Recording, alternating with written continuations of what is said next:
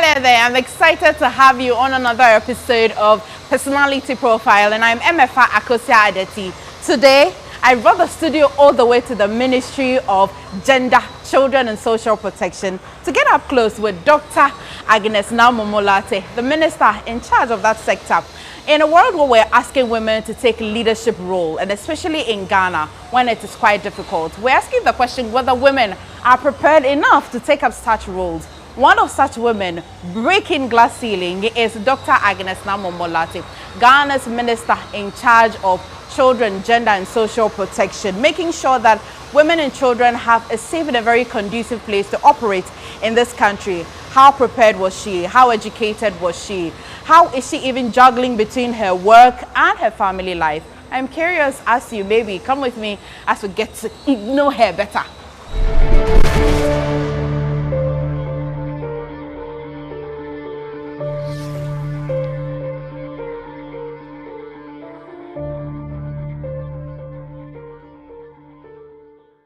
Welcome back to Personality Profile. I am excited because I recall when she was named or when she was nominated by the president, a lot of us were excited, especially because of the women representation in government, in administration of this country. And so it's really nice that she's being able to open her doors and allow us to even get to know her more and beyond what you see in the news. Dog or honorable? Which one do you like to be called? Dog or honorable? Which one excites you? If you ask me, I'll say Naa Momo. See? It's a pleasure to have you on Personality Profile. My pleasure. How is the ministry so far? It's been how many months? Almost 4 months. How has it been for you so far? It's not been bad. It's been a lot of work, a lot of adjustment and settling in. So up and down, and then also trying to touch base with the diplomatic communities, CSOs, and if you notice, the ministry deals with a lot of non-governmental organizations. So it's been basically up and down during the settling in. As part of the process, it's a bit hectic, but not beyond what you can do. Yes. Is this a ministry you prepared for, you were ready for, or it would be that you had to prepare after the nomination or after the president said you were going to head it? Prepare for, no. With this commitment of His Excellency, it would have been difficult to say you're prepared for any ministry at all, given the fact that he was targeting 60 appointments, ministerial appointments. So in order not to get your expectations down or cut, you better, stay neutral. So in terms of preparing, whether in capacity or not, I wasn't looking for this ministry or had my hopes high. I knew potentially, God willing, I was going to get an opportunity to serve. Whatever capacity or whichever capacity, I didn't know. And by the grace of God, I came here. In terms of capacity, knowledge, background, and all that, by the grace of God, I've had to serve various levels in the gender space, whether as an activist or advocate or a lobbyist. So I've had a bit of experience, a little one that I can, always fall on, and it comes in handy. I mean, getting this opportunity to serve. I take a cue from that you must really prepare no matter what. Life can be very surprising. And if you have a president or if you work with somebody like the president that we have, you can be given any responsibility at any time. Absolutely. At all. But let's start with how it all started for you. I know that you've been in politics for some time now.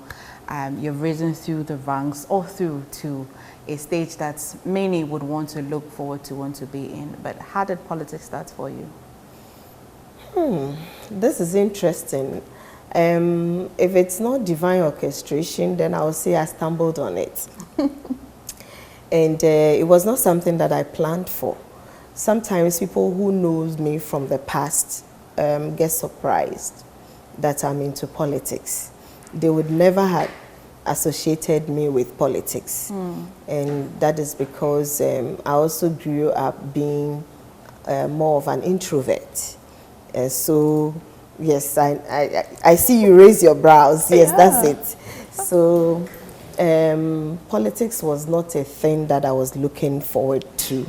But in the course of doing my work, my church activities and engagement, I'm a staunch member and a believer of the Assemblies of God Church. Okay. And so in the course of doing my work and my activities with the church, I ventured into CSO work or charitable work.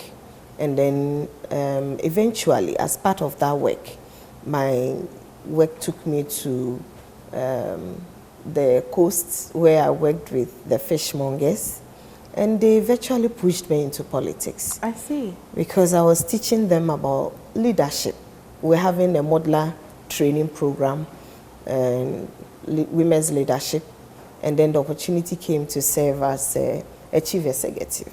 Because the chief, I think the party had taken over by then, and so the appointment of chief executives came just like we had recently. And then they said, oh, you know, you've been teaching us that we can start from the local government level, and there's this opportunity. And so we want you to go so that we know that it is doable. Completely threw me off board. And I also knew it was a challenge if I don't take it and go for it or even try, they were going to get discouraged. And so I took on the challenge and contested. They were with me through and through. I mean, they never left me. Sometimes they will come early with me. Even when I traveled and the date was fixed, when I landed at the airport, they were there waiting to send me home. I prepared and we went for the vetting and everything. The setback I had was that I wasn't partisan enough. At least I proved that I had been serving or doing one or two things for the party here and there, but I wasn't at the forefront of it. And at the time, the panel felt that they needed, and I think it's very important because of the number of people you have to deal with at the local level. So they needed somebody who understood these structures at the local level, and then also the people at the local level, how to work with them and all the challenges that comes with it. And so I didn't feel bad. So I took it in good faith, and they realized I had pushed enough. The opportunity to serve as a government appointee came. I was encouraged after going there to take it up as contest for presiding member. I took it on, and by God's grace, I won. Look at that. And that was when my political journey began. Very interesting. Very interesting. We'll even take it a lot further. Where were you born? I want to see whether by the end of this conversation, where you're born, where you're raised, how you're raised, all will account for what you would become, especially. And at what stage in your life did you see that I really am heading towards a certain place, whether you didn't know whether you'd be a politician or not. But where were you born? Were you born in Accra? Born, bred, everything, buttered in Accra. It tells the scenes we saw at the vetting. or rather born, kinkade, and peppered in Accra. In Accra. I was born in Nungwa, the coastal community, and both parents also come from Nungwa. And I've lived in Nungwa, I mean, all my life. All my adult life, I can remember. My childhood, I don't remember much traveling, but I know I've been in Nungwa. In terms of constituency, that is Kruo. I haven't had any other place growing up, but I'm the firstborn of 6 children, 4 girls, 2 boys. The boys are the last ones, and the girls are, so you can imagine my home. The women get to play a lot of roles in terms of taking on the major responsibilities. And I have had a very close affiliation to the church, and that shaped my upbringing. It wasn't so much about how strict my parents were in terms of do this, don't do that. Yes, you were afraid that if you went against the norm, you were going to receive some punishment. And so, yes, when your parents are there, you try to conform and, you know. But then, largely because I was always in church and listening to the Word of God, in fact, I developed a personal relationship with God. And because I had started off as an introvert, I felt more comfortable talking to God like a friend. At what age, do you recall the age you realized talking to God was? Very early. Very early, because one of the wings of the Assemblies of God Church is what we call the missionette, where it grooms young girls. And so in the 80s, I think it was around the age of 11, 12, because I entered secondary school before I was 12 years. So I think it was around that time, maybe maximum 12 years. That was when I was serving actively as a missionette. So that was when I learned to pray, and then I learned to take on responsibilities in the church. But even then, I didn't have it easy because I was the shy type. And so every once in a while, I'm checking. I'm quite sensitive.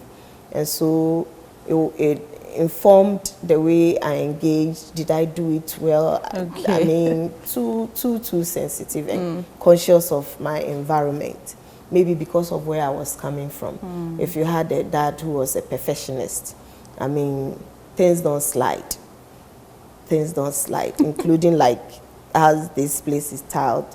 He walks in, he tells you that I want to see the difference between the outside. If I'm walking barefooted outside, I can step on sand and I don't mind. But when I get to the room, there should be a difference. Interesting. Yes, petty things. You have just launched the conversation into the kind of father you had. So what?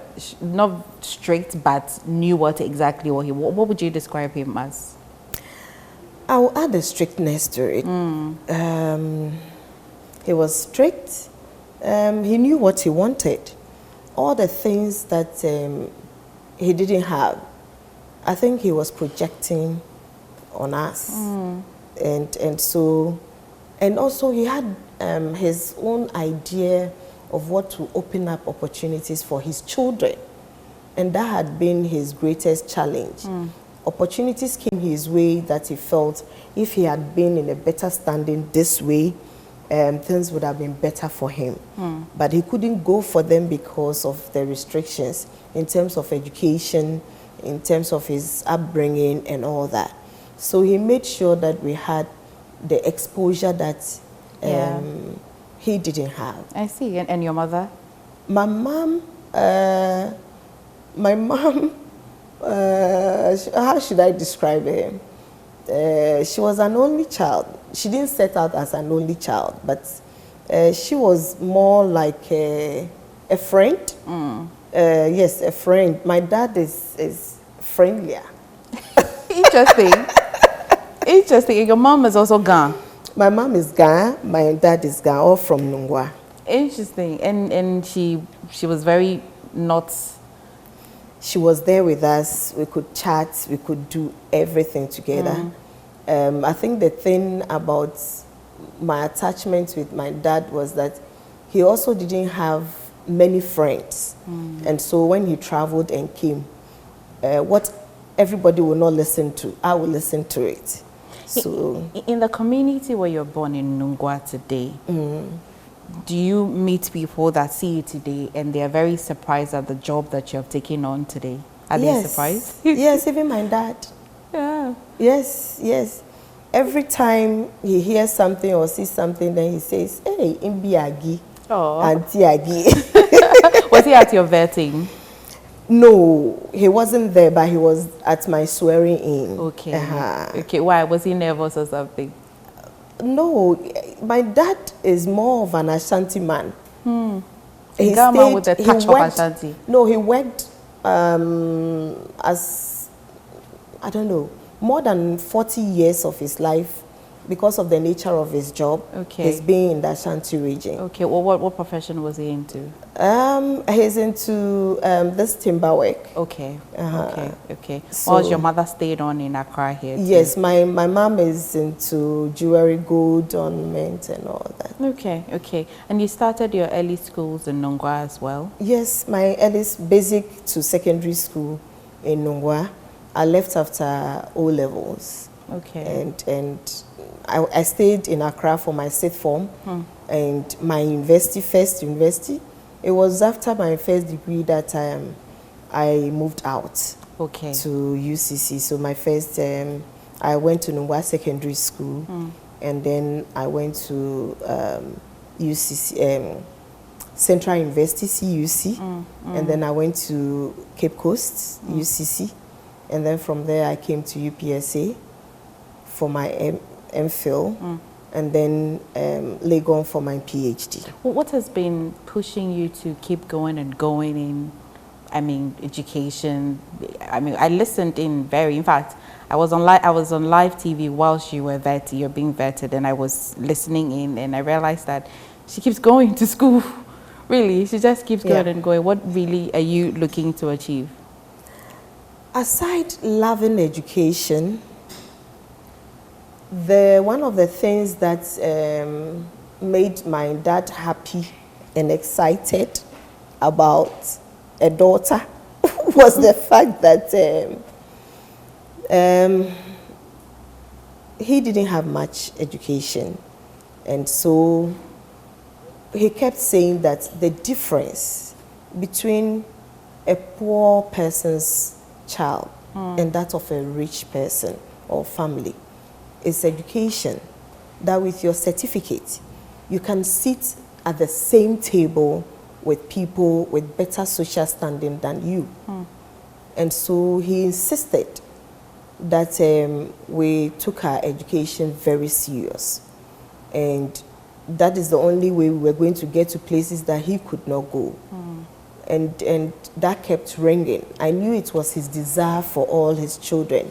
And so being the firstborn, I took it very serious, not just for myself, but my siblings as well. And thankfully, they are all doing very well. And so it was very interesting. I was always looking out for courses to do. It was politics that made me apply the breaks every once in a while. Yes. So with politics, I have to sometimes hold on a bit or delay or defer things a bit. But before then, almost every year I was taking one course or the other. In fact, some of the certificate courses or professional courses, I can't even name them. So, and I'm not too good with dates.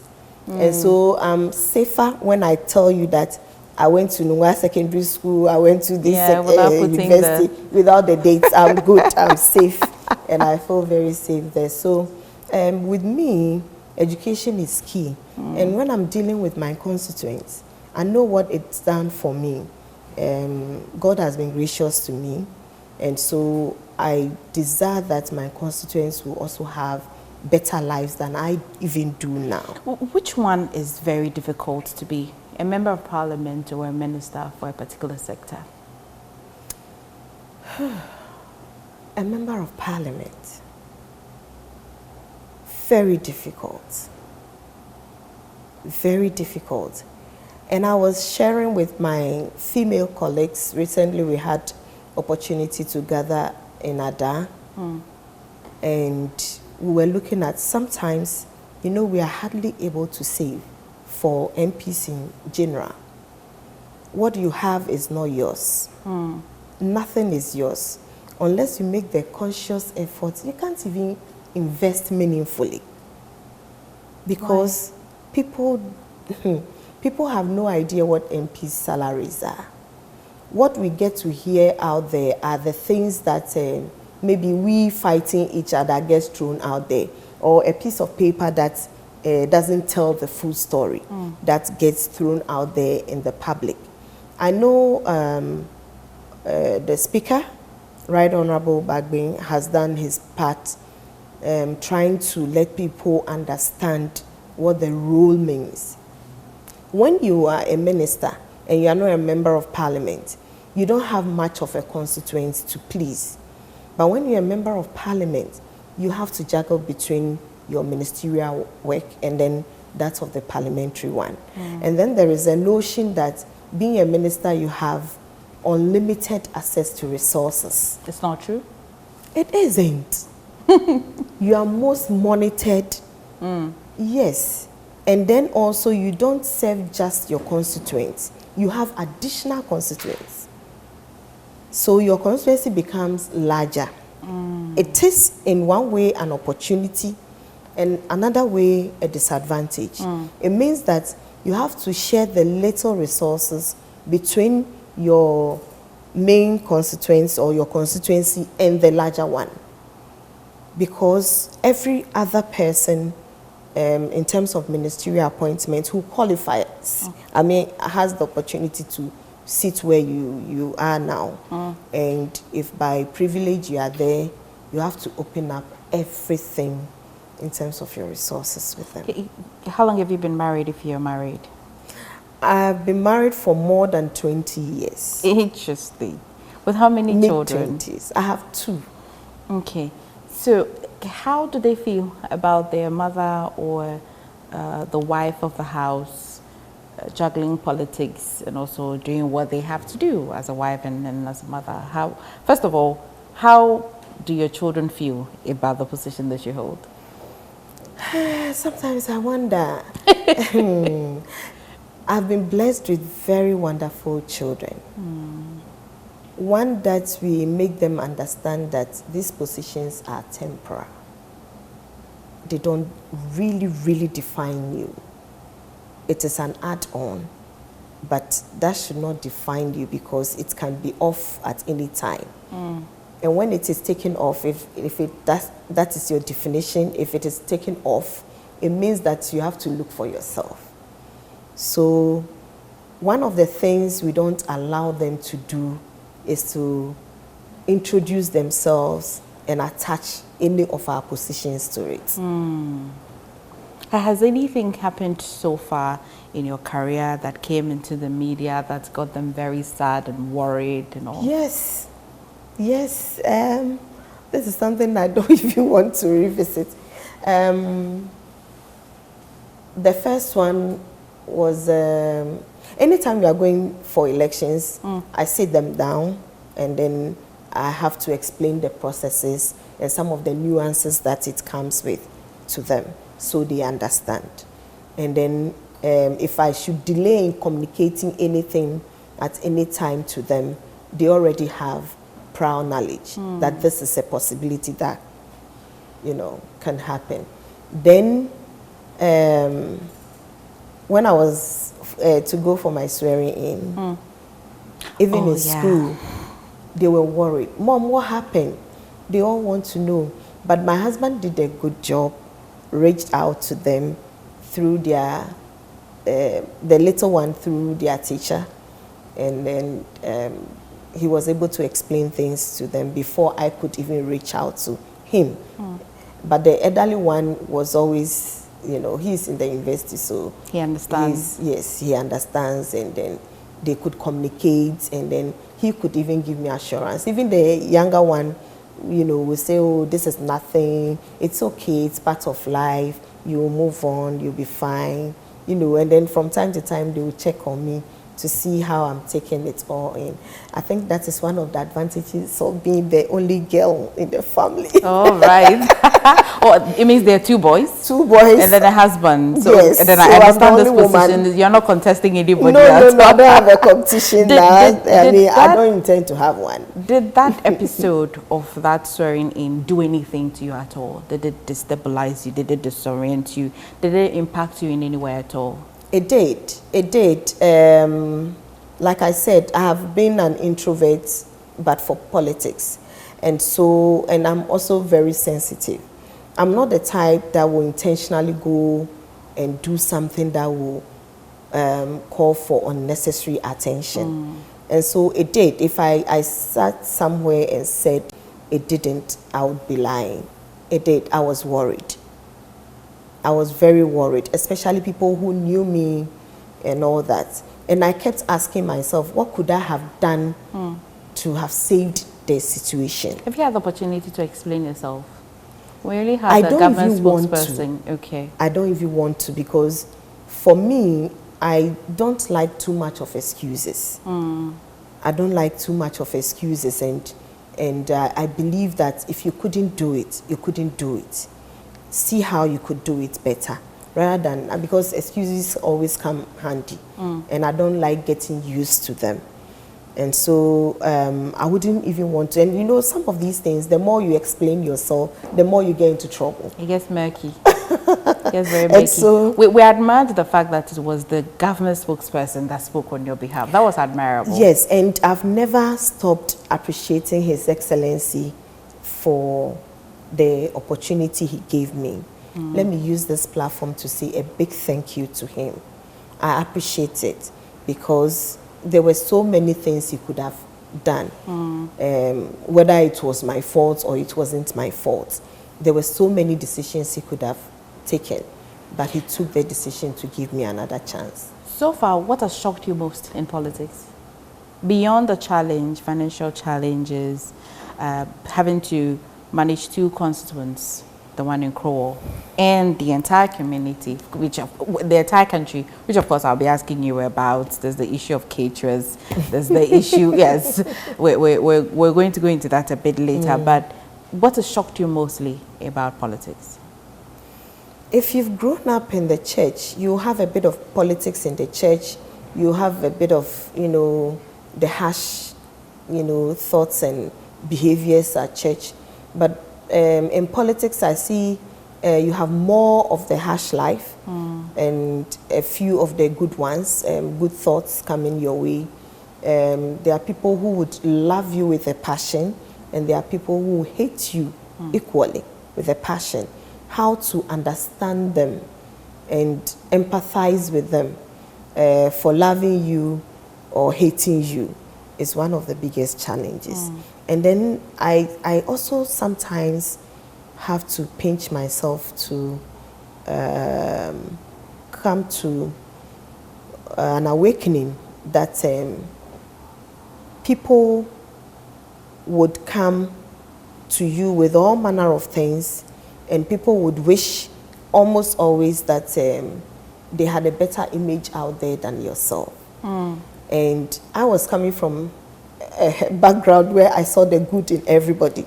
So every once in a while, I get, you know, I hit the wall like that, and I get the harsh realities of the field I found myself in. And I can't go to my parents, especially my dad, and cry on his shoulders. In fact, I'll be resigning the next day because he feels it is too harsh. The way he knows he's brought us up, or I don't know how to put it, but he feels, oh, this is too much for my girl to take. You know, the overly protective. Also, he will suggest, it's okay, cafe, don't, baby, come and stay home. You know, that kind of, oh. And I'm afraid if he's watching me, he would have found better ways to. So after first contest, he's there to say, Kaya don't, show her, Kaya don't, you know, don't go again, don't attempt again. He would feel, in fact, I'm very sure he would love us to focus on our careers where he feels it is safer for his girls and all that. But I think nothing good comes easy. And sometimes it is when we push beyond our comfort zones that we find, you know, the real us and the strength we hold. And I think that has helped me. Some of the things, when I remember yesterday, I was tired and I was going back home, and then I had a call from him, and then he was like, he's been calling me for some time now. Why haven't I picked? This man has to wake up. He has to know that. And then I asked, so I don't, at this point, between my siblings and I, we don't call him Dad again. When we want to gossip, we say Atadan. He's Daniel. Okay. And so I asked him what his concerns were. Have you declared your assets? Oh yeah, he's afraid. I think your father has asked the question for me. Have you though? Yes. You know, thankfully I declared before I was vetted. Okay. Yes. Okay. So that's supposedly to mean that you knew you were going to go through the vetting. Yes, even as a parliamentarian, you still have to. Yes, true. yes, I still had to do it. So I declared on the day of vetting. I don't know, but I think I mentioned it. So I had my receipts and everything before I got there. Then Atadan by now is comfortable. Oh, he's okay. He should be. Yes. So when he said, yes, I knew you would do it. He said, I knew you would do it. And I said, yes, I did it. So we went on to gossip about other things. Do you, apart from working, do you have any sports you play? Do you engage in any exciting games? Given that you're an introvert, I feel like I'm talking to myself right now. Oh, really? Yes. I'm very much an introvert. Because unfortunately, the work you find yourself doing, it suggests as though you are an extrovert. Yeah. So I'm curious, do you do something for fun? I started off as an athlete. Okay. And because of this whole, privacy and, all that, I felt I was being pushed out there too early. So every time I want to coil back, I tried a couple of times and I landed myself in trouble a few times because I did well as an athlete, field and track. So my school felt that they needed to get me on board to professionally run. And then I wasn't having it easy at all. I had to adjust. Every once in a while, I want to find myself. So you see that I retreat. After retreating, I try to be by myself. But yes, the job I do doesn't give you much room to do some of those things. So even meditating becomes a luxury. Yes, it becomes a luxury. But I always once in a while want to have myself with a book to read or watching a telenovela or something. I mean, something softer. Telenovela? Something softer. Yeah. Okay. I like to listen to family stories and romantic movies and all that. I don't know how much of a romantic. I won't probe that further. No, don't. We'll leave it right there. Leave it right there. I think I can Don't. understand why you'd rather stay home and be in your couch and hug your pillow tighter in days that you're not working. And you love music at least. At least now I know you like to watch movies. Do you like to listen to music at least? Yes, I do the cools a lot. Okay. I do the. I'm old-fashioned. I'm with you. Oh, yes. We should connect more. Yes. I'm old-fashioned. I tell people I don't follow trend. I see something I want, I do it my way, and I'm off. I don't really care what it's thought of, but I do it within, some defined space. And so, yes, I listen to cruise a lot. Once in a while, you see me dancing to reggae. I do a lot of dancing. Okay, for fun athletes, you should be able to dance. Yes, and I love Jama too. Fun introverts. Yes. Sometimes they say we have very confusing personalities. Yes, you have yes. a personality I have you a bit dish out. of that. Yes. Even if I can't do the normal, when I was an athlete, I mean, you won't hear me. Afterwards, I started singing, but sometimes I'll sit down and be enjoying it, and I try to keep myself together, not to. Even at that young age. You have the traits of a beauty queen, who you enjoy the hard things, but you don't enjoy that much. So you sit in your cool corner and enjoy it because you have to be all. I take it as a compliment. Yes. Thank you. Let's talk about the ministry quickly, and then we can wrap this up. How's the ministry been so far? What kind of a gender, children, what kind of ministry did you come to meet? What kind of ministry did you inherit? This is a tough ministry. Sometimes because of all the issues that have come up, people do not really have a full appreciation of the ministry. This is like the very moral fiber of society, the issues we have to deal with. And the ministry, without meaning to say it in a partisan way, has suffered over the past 8 years. Because within the 8 years, we've had almost 7 ministers, 2 caretakers, and then 5 ministers. No ministry survives this way. So there's no consistency in terms of approach to work and all that. Most of the work will have to go to the technocrats. That's political leadership will suffer when it's like that. And so there are lots of things that you have to bring down. Let the system know that there's some form of leadership here. And when I meet with my management, I tell them that you don't have a sense of urgency. I have a sense of urgency. They have a sense of perpetuity, if I could so say. And so I know I am here. I don't know when the president will decide otherwise, but I am here to make a mark. Let's do what we can within that space, but don't lump me up and think that we are here working together. Right. Yeah. And these are the things that the president has set out to do. These are the things that when we as a ministry work together, we can achieve. And so this is a huge ministry that is cross-cutting in terms of every sector you move. There are things to be done there that has to be, gender mainstreamed. And so looking out for all the sectors and making sure that you have an eye out there is very important.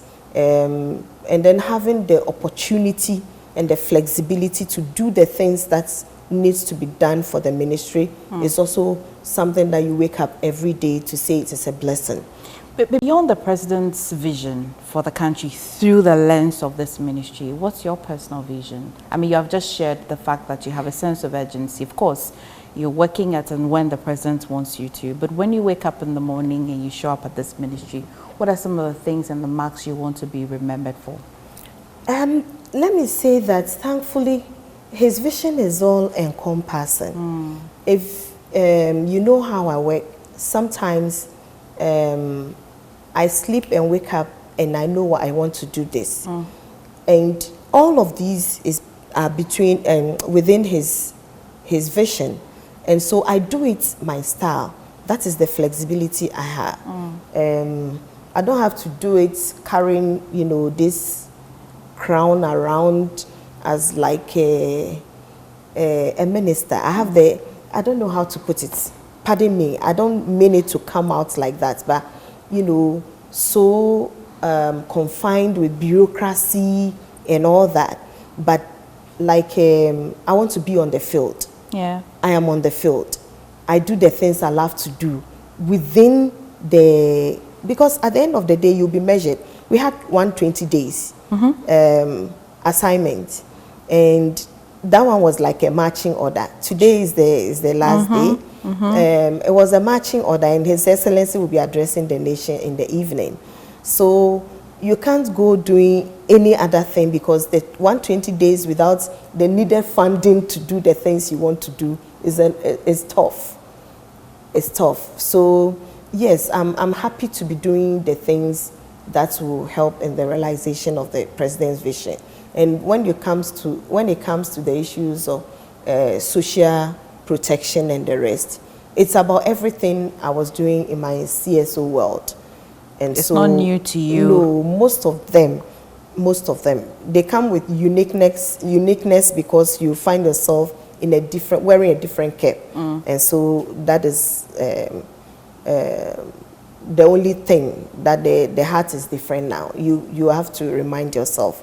I mean, all the time. just some days ago, or I'd say some weeks ago, you together with the president, you launched the Free Sanitary Pad initiative. The nuances that will come with that initiative, have you started with it already? Yes, it has to go through the procurement issues and all that. And so that is where we are now. There was a call for expression of interest. Many have applied, and we are now waiting on PPA to, do the rest of it with us. But we are in the process, and very soon But there were, you know, before even this whole sanitary pad thing, we had people, manufacturers. In fact, we are looking at the local context first. It is only when we can't find it on the local market that will extend it out. But for now, after the launch, we are going on with the necessary processes, and then we are doing the distribution with the few that were donated at the local level. We had samples, and so we are donating them at the various few of the districts that have huge challenges. But then when everything is said and done, you see them in bulk being sent. So if in a term you need 3 parts, 3 packets of it, you have it as have been mandated. It will be the people that you outsource it to that will be delivering to the schools immediately? No, we are using the education structure. That is where education comes in. Okay. So you know education is everywhere at the district level. Yes. And then they have their directors who are seeing to all the schools. And so from the primary, upper primary, up to secondary, we are using the education structure to do the disbursement, the distributions. So that is what we'll do. And then gender will be joining them through the social workers and all that. Are you just curious, are you doing anything about the rural-urban migration? Yes. Particularly Kayais from up north down to Accra here. There have been so many interventions. Some have suffered some hiccups, but all in all, we haven't given up. It's not just the ministry, but there are the other stakeholders. Yesterday we met with ILO. Okay. We had some discussions, and then it had to do with trafficking and everything. And we are looking at other. When you look on our streets now, it's become a concern to everybody. The influx and the children, their safety. But one of the key interventions of the ministry, we didn't work. So people think that the ministry hasn't done anything about streetism. It's the fact that they tried to give them skills training to reintegrate them and then get them, you know, some economic empowerment to be off the street. Apparently, the issues are many, and I've had to also do some work there for ECOWAS. Okay. And so I know the factors are many, but some find it very lucrative. The caretakers or supervisors were abused by these children, and then they had to, you know. So we are looking at something that will have sustainability built in from the onset. And that is where we are now, bringing all stakeholders on board to look at how we can get it done. Because when you send them back, they find a way of coming back onto the street. True. So that's thing that makes it attractive is what we want to really pin down and see how we'll minimize it. You can't get them off the streets completely, but at least it should be at the barest minimum. We'll really look forward to that. I cannot end this conversation without asking about the caterers for the school feeding. Why did we terminate their contracts? And if indeed we did terminate their contracts, I mean, this question should go to the education minister, but because it is under school feeding. Education and school feeding. Absolutely. Education does the feeding for the SHS student, and then the ministry school feeding program, the actual one, does it for, so the education one is part of the free SHS one hot meal. Okay. And then the ministry one is the main school feeding program. And so in the first place, the caterers didn't have any formal contracts. All through the time that they've been the ones we have now. Okay. They didn't have it. That was not even the major issue, but we are all aware that we are working with the World Bank, and part of the requirement is for us to embrace digital recruitment of the caterers.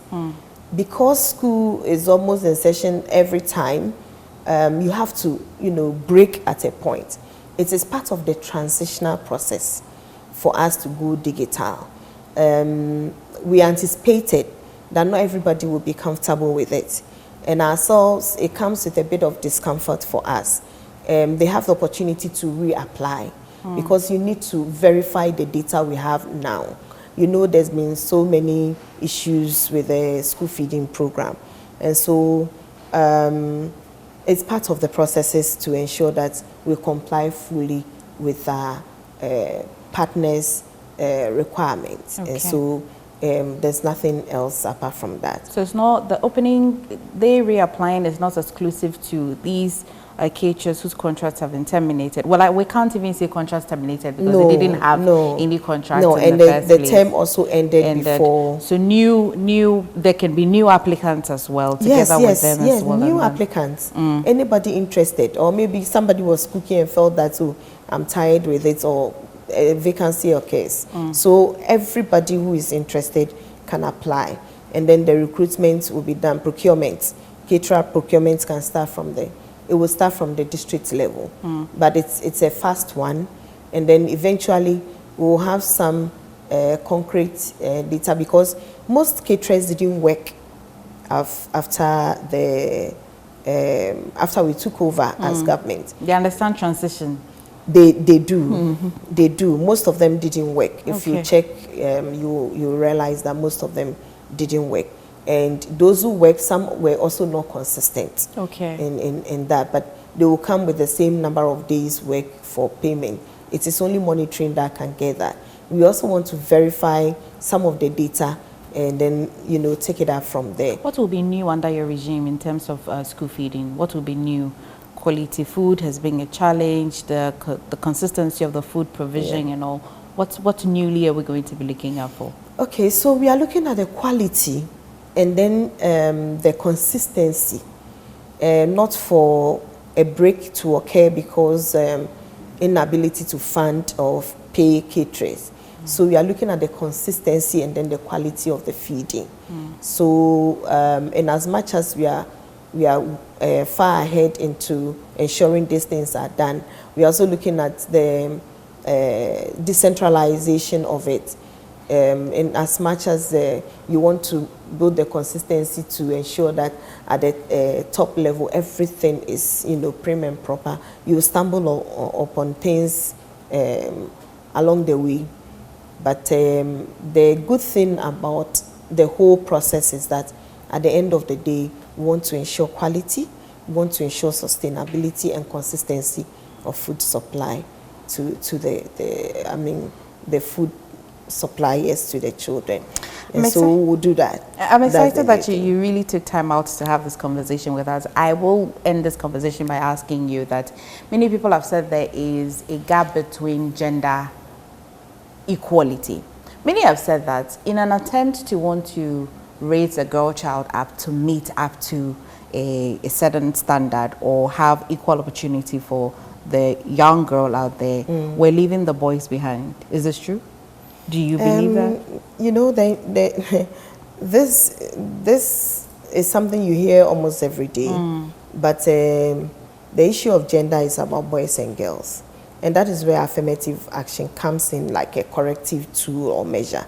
So wherever you find out that the boys are disadvantaged, there's opportunity to do something about it.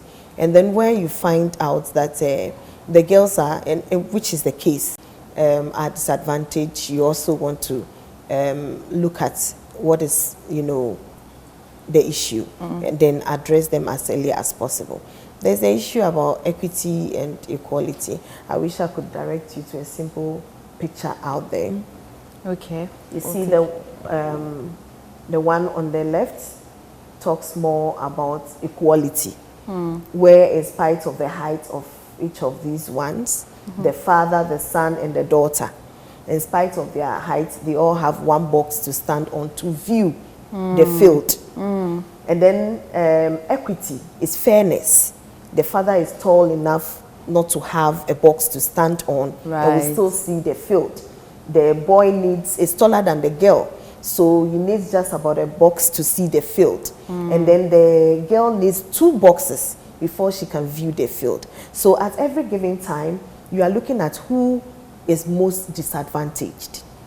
And then you want to have an intervention to bring them apart. And so that is what we do as a ministry, looking at the policies and other interventions that bring us to a fair level, a level playing ground, so that we will benefit from the national cake, so that we don't have our interventions and policies disadvantaging one over the other. And that is what we do as a ministry. Did I ask you about your favorite food? Do you like kinky? I would have thought you have eaten it so much that... now I don't know. Strangely, I'm beginning to love fufu and banku. Where's the influence from? Our husband? I've been thinking. In fact, my husband is a Voltarian. You didn't say we'll sanction you. Maybe that is where I'm enjoying banku now. That's so close to kinky, so it's not very far off. Yes, with a bit of fettuccine. You made a great choice. Yes. Are you a Voltarian? Yes, I am. Oh, not diluted. Not pure, diluted. 100%. Yes. So I'm married to a Voltarian. Yeah. All right. Really, thank you so much for making My time. pleasure, Enjoyed the conversations. All the best with you, the constituency, the ministry, your family, everything. I have a special lens on you. So thank you. I'll be showing you receipts of that lens. Thank you. All right. All the best. And we also have opportunity to be meeting female journalists.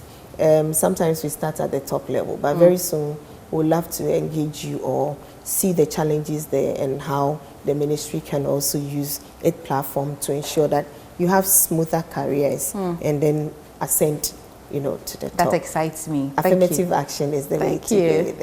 Thank you very much. Well, yeah, you're welcome. I tell you, always stick with me on Personality Profile. I'll see you again with another episode. Stay well.